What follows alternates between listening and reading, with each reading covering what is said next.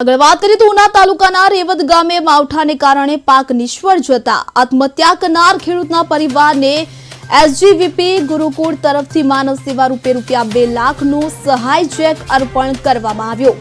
કમોસમી વરસાદે મગફળીનો પાક બરબાદ થવાથી અને ઉપરથી ₹3.72 લાખના દેવાના ભાર સાથે તથા પુત્રીના લગ્નની ચિંતા વચ્ચે ગફારભાઈએ 3 નવેમ્બરે આત્મહત્યા કરી હતી। તેમની દયનીય પરિસ્થિતિની જાણ एसजीवीपी गुरुकुल अमदावादना अध्यक्ष पूज्य माधवप्रियदासजी स्वामीजीने थता तात्कालिक स्थानिक स्तरे तपास करावी सहायनी व्यवस्था करवामां आवी।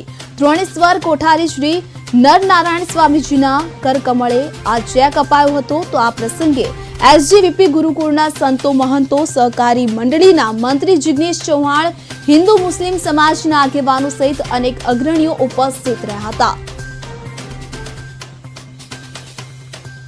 पाक निष्फળ જતા માનસિક તણાવમાં ખેડૂતે આ અંતિમ પગલું ભર્યું હોવાનું જાણવા મળ્યું હતું।